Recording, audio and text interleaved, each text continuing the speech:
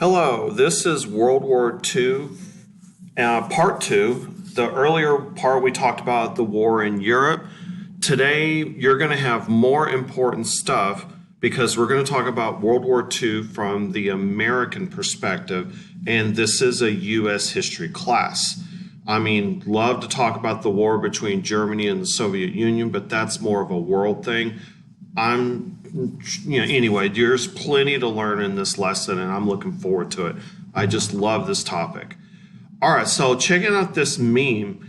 It's funny because, we had the Great Depression in the 1930s, and America just seemed worthless as far as a world military power. But then all of a sudden, it was almost like a miracle. By 1943, 1944, America was really rolling, okay? The economy was strong, the army was huge, and we had the best Air Force in the world, and we were just bombing the crap out of all of our enemies by 1944. And now we didn't suffer millions dead like the Soviet Union, but Rosie the Riveter won this war. Our factory workers won this war. But the World War II did end the Great Depression, okay? So why did the United States enter World War II? Okay, well, remember, in World War I, it was unrestricted submarine warfare and the Zimmerman telegram. In World War II, it was the Pearl Harbor attack, okay? So if you're taking notes, write this down. Memorize the date, December 7th, 1941. So really, we didn't even enter the war basically until 42 because this is December of 41. And Pearl Harbor attack is way out in the middle of the Pacific Ocean. The Japanese attacked our Navy base in Hawaii, and that Navy base is called Pearl Harbor. And in class, in person class, we actually watched the movie Pearl Harbor for at least 45 minutes, okay? So there's a rare color picture of the attack. Those are ships, okay? It's kind of hard to see, honestly. And here's some women putting out a fire. Notice the Hawaiian and Japanese and, Samoan, South Pacific. Lots of different kinds of people in Hawaii. Okay, here's just a meme. If you want to read it, hit pause. Okay. All right, so the Great Depression is over. Anybody who was on the unemployment line a few years ago is not only working, but they're working double shifts. And men who were unemployed are now in the Army making a paycheck. And so everybody's working double shifts. Everybody's in the Army, the Navy, and there is no unemployment. And that goes for African Americans. It goes for any woman that wanted to work, any man that wanted to work. Everybody had jobs and everybody was working overtime. Here's a word, mobilization. Mobilization is just a word to describe getting men into the Army either through the draft or through volunteerism, okay? And it filled the armed services, I think, to 30 million. It was a lot, okay? Here's a picture of the U.S. troops marching in Paris. They liberated Paris from the Nazis.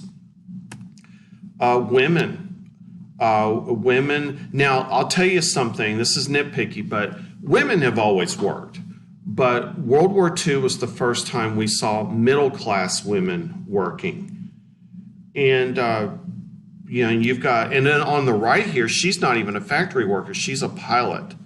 Women pilots, they would fly non-combat positions. Let's say you have a factory in Arlington, Texas, making airplanes, and you need to get that plane to California. Well, somebody's got to fly it. Might as well be a woman. No, it's not going to get shot down between Arlington and California. This is a posed photograph, but it's pretty cool. And here's, she was actually really famous. I forgot her name, but it's not Rosie the Riveter, but I forgot.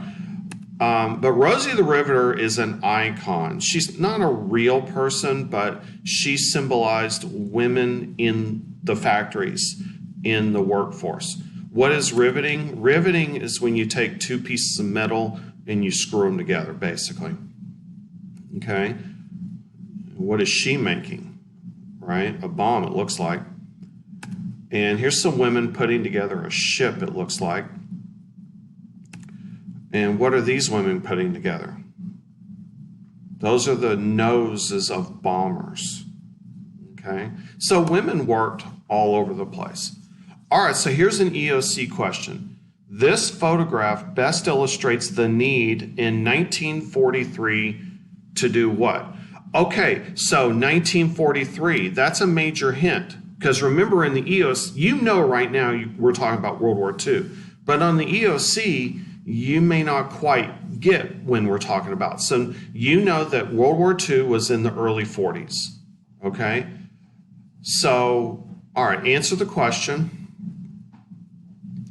So it illustrates the need to do what? The need to maintain the country's military and industrial production levels.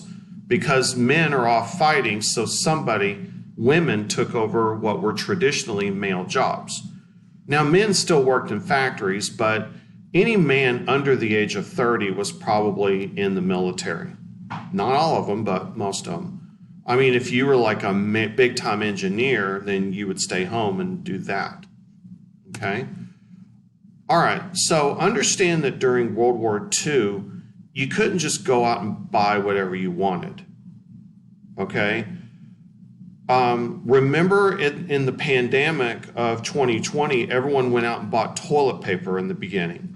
Well, in the war, people would do things like that. They would just go out and buy it all. So what the government did was it issued stamps to everybody. And you had so many stamps. You had stamps for vegetables. You had stamps for meat. And once you ran out of meat stamps, that was it. You couldn't buy any more legally. There was a black market, but anyway. So this poster really describes the purpose of rationing.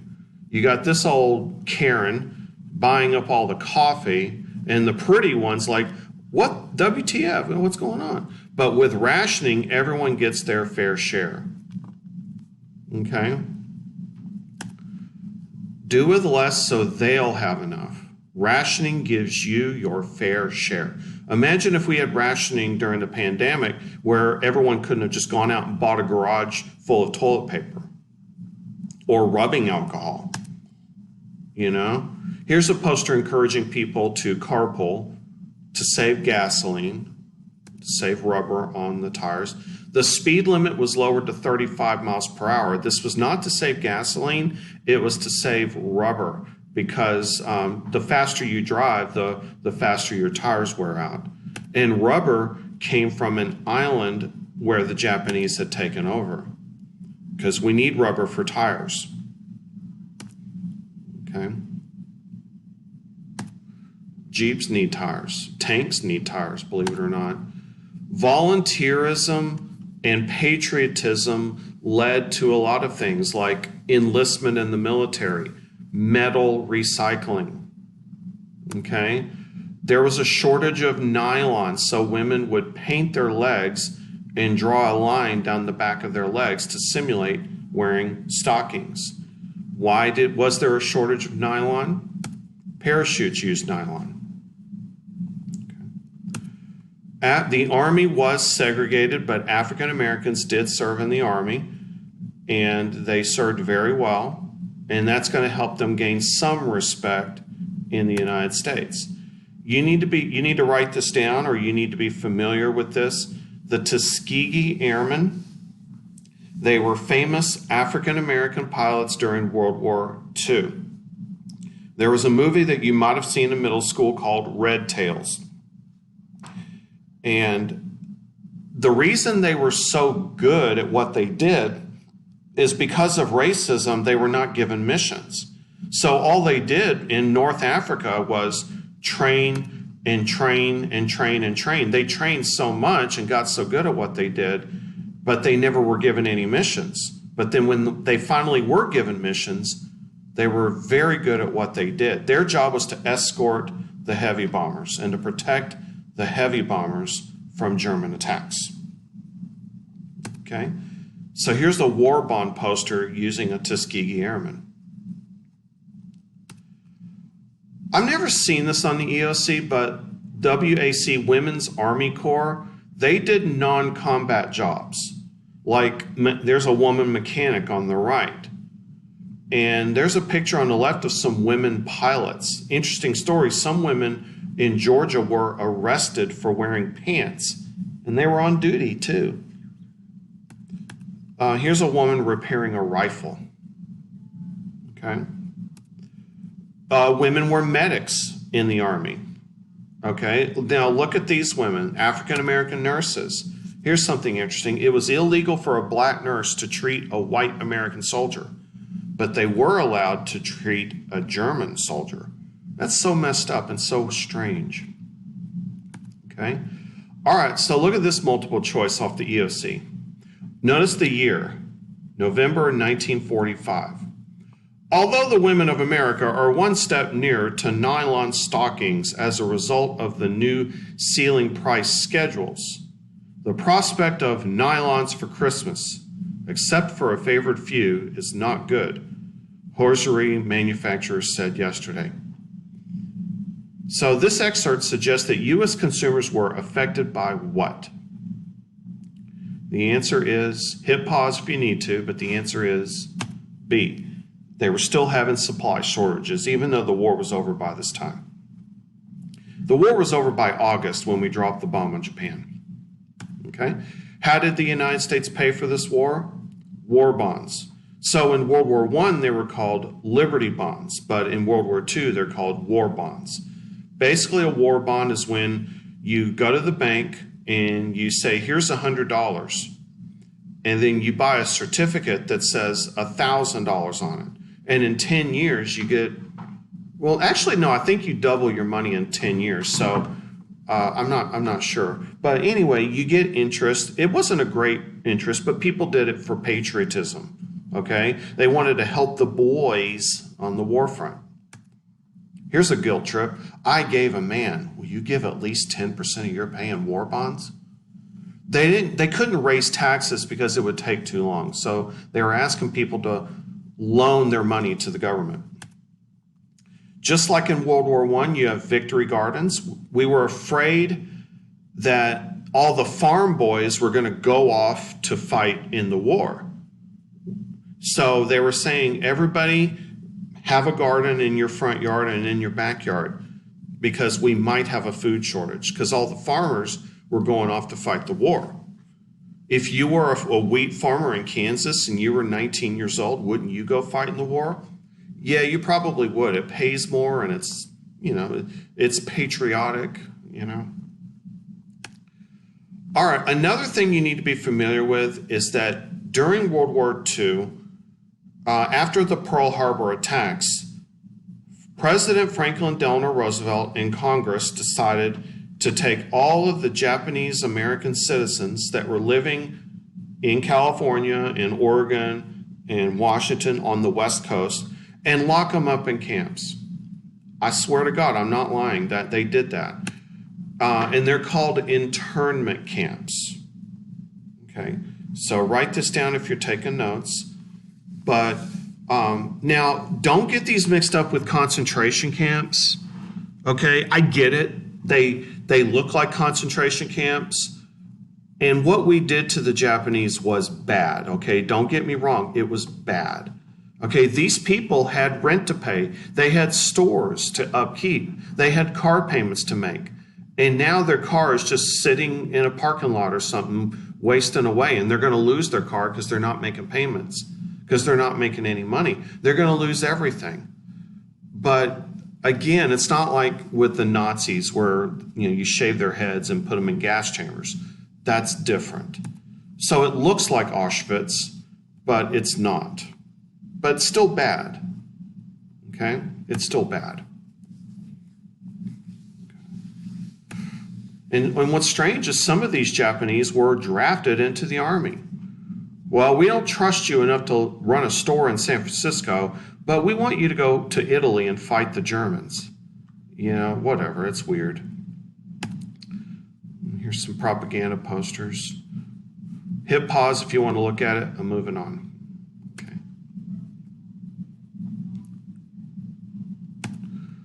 Now check this out. Avenge December 7th. So you know that's about Pearl Harbor because you want to memorize the date, December 7th, 1941.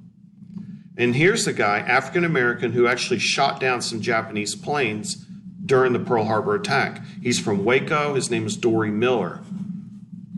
Okay, he's famous. All right, write this down if you're taking notes. This is important. So you have the Navajo code talkers. The Navy went to the Navajo Indians and said, hey, sorry, I know we treated you like crap all these years, but we need your help. We want you to join the Navy, and we want you to work on a code that the Japanese will be able to hear, but they won't be able to understand. And so, and this is over the open radio, and the Japanese were listening, and they did not understand what they were saying. The Japanese were not able to break this code, and so it was based on the Navajo language. And it worked. Okay? So let's try this question here. Navajo soldiers made an important contribution to the Allied war effort during World War II by doing what? Okay, it has something to do with codes. So the answer is C. Encryption is when you put something in code or you take it out of code and you translate it.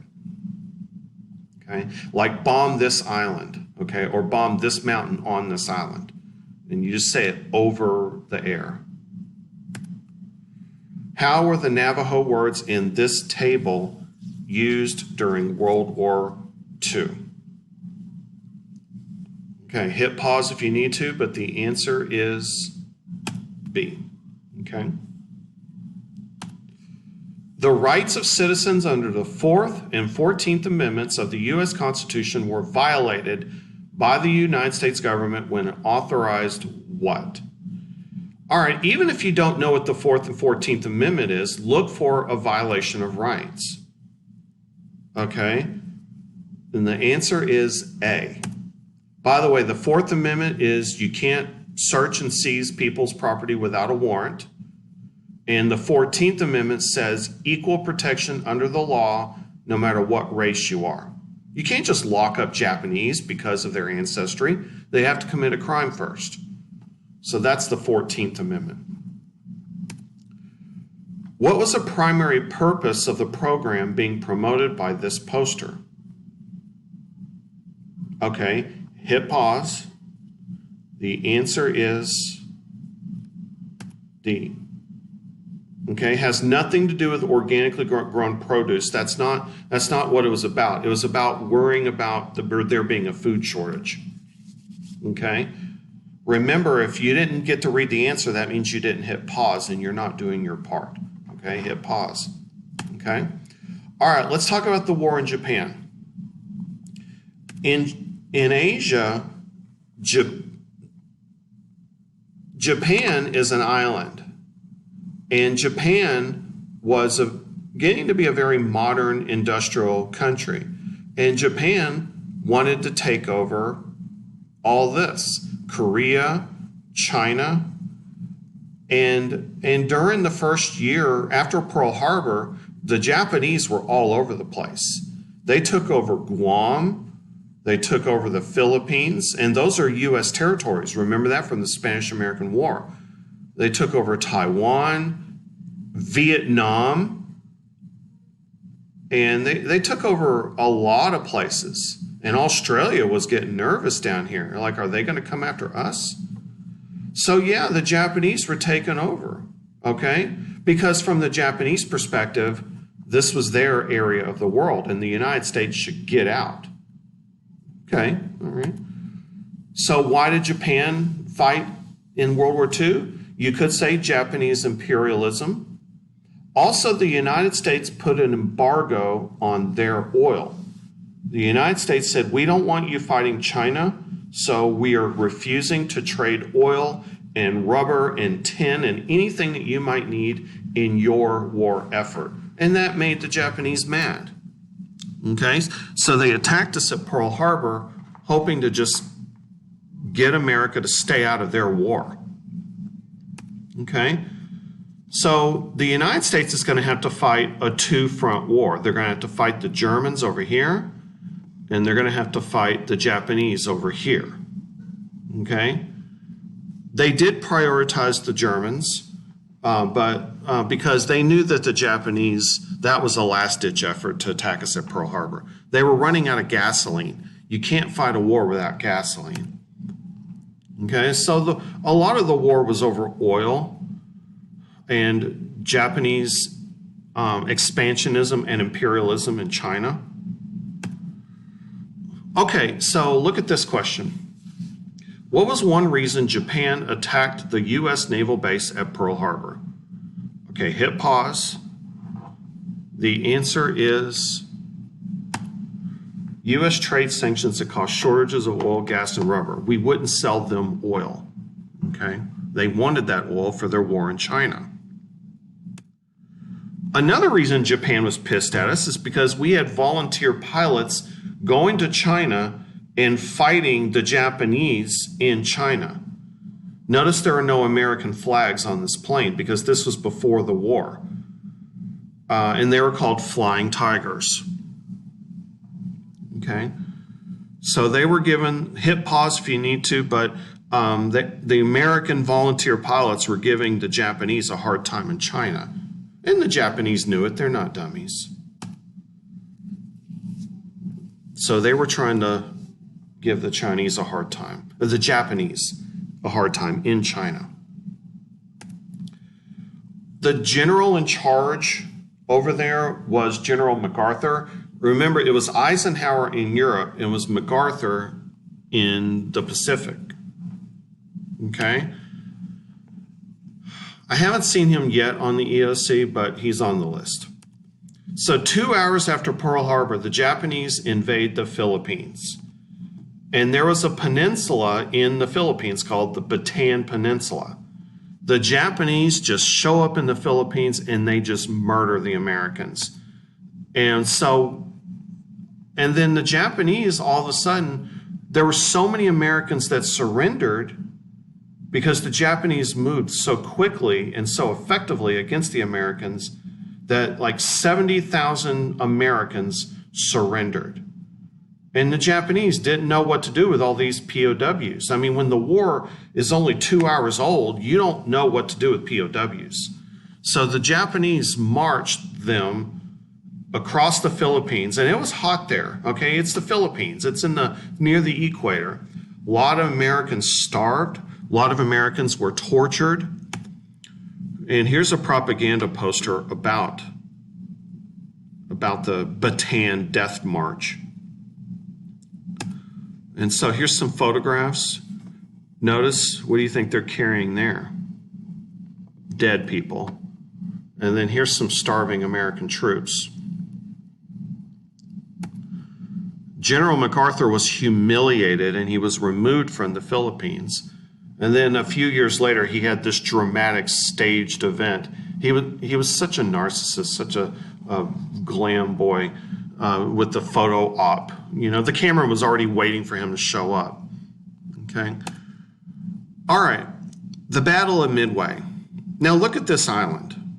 What do you see on this island that is useful? I see airstrips. And so from a military perspective, this island is just an unsinkable aircraft carrier. So you can launch land-based planes from this island. And that's important because land-based bombers have a much longer range and they can carry more bombs. So the Japanese knew we were going to go there. And we knew that the Japanese knew because we had encrypted their secret codes. We knew what they were saying. So we show up to the Midway. We have a war with them, and you could consider this the turning point with Japan. And there was a whole movie that came out just last year called Midway. I haven't seen it, But it looks like Pearl Harbor, honestly. But yeah, it was the first battle ever, naval battle, where the ships didn't see each other. It was planes versus planes, and it was planes versus ships. And so we took out a bunch of their aircraft carriers, and you can imagine American pilots dive bombing against their aircraft carriers. And finally, for the first time, we beat the Japanese in a battle. It took a year, because in 1942, they were just murdering the Americans. But by 1943, we started to finally win a battle against the Japanese. So it was ships versus planes and planes versus ships. I need you to know this word and know this concept called island hopping. Basically, we started in Hawaii, in Pearl Harbor, and then we went to Midway, and then we would just hop. We would use these islands as a base to launch future attacks. Then we attack Iwo Jima. Then we attack Okinawa. And then before you know it, we're attacking mainland Japan. That is called island hopping, from island to island to island.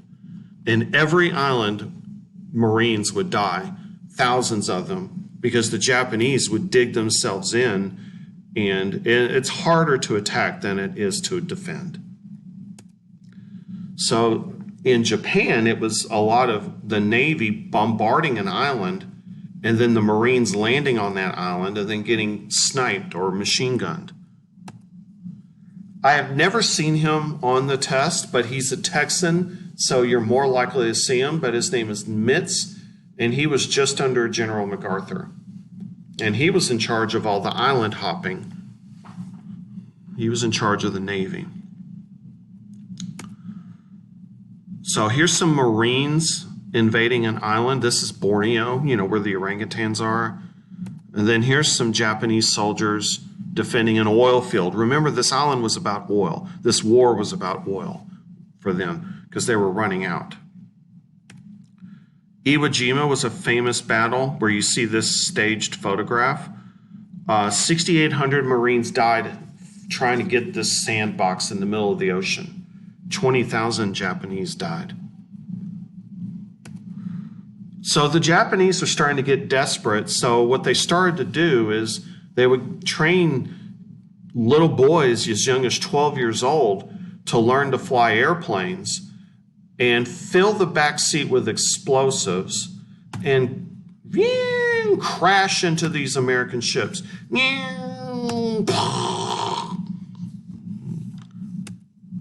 Eventually, we were close enough to mainland Japan where we started to bomb Tokyo.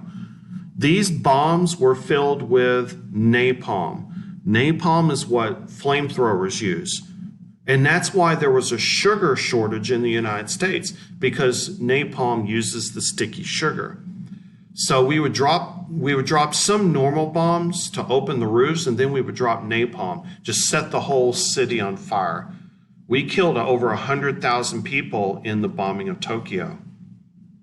So it took 800 planes to bomb Tokyo and destroy a good chunk of the city. 800 planes.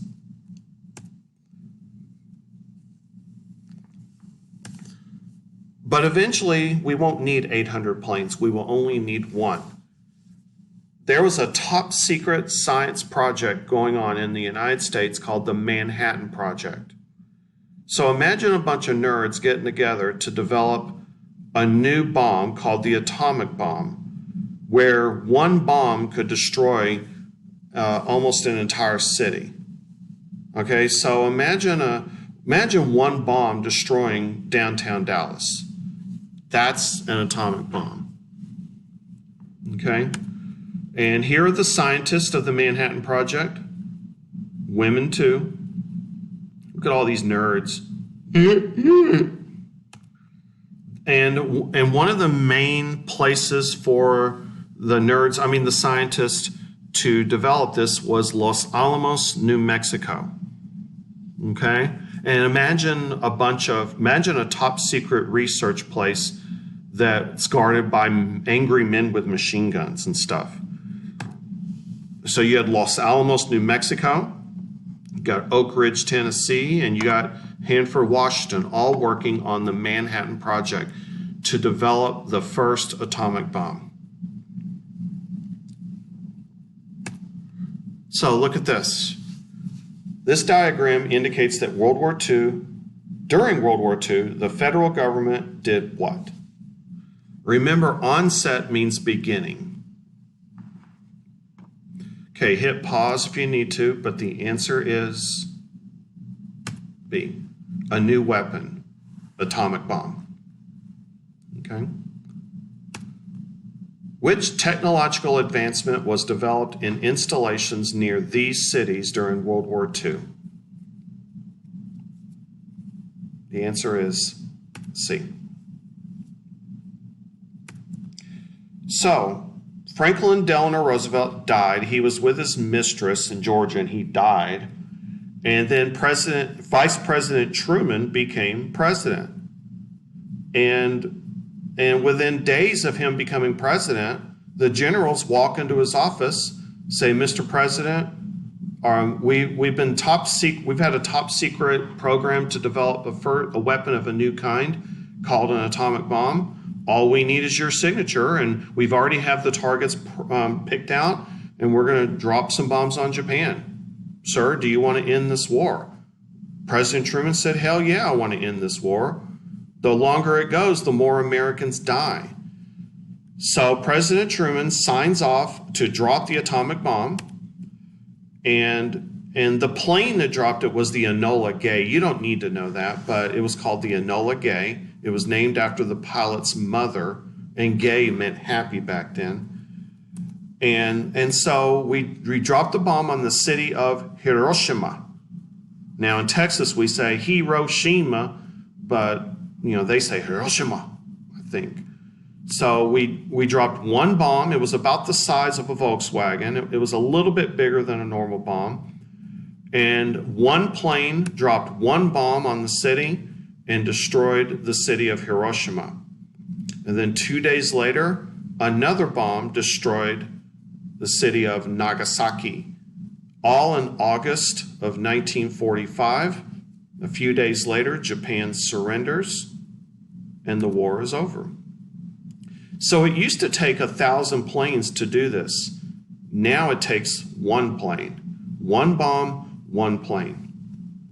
That's technology. Technology makes everything faster, cheaper, more efficient. Same thing with military technology.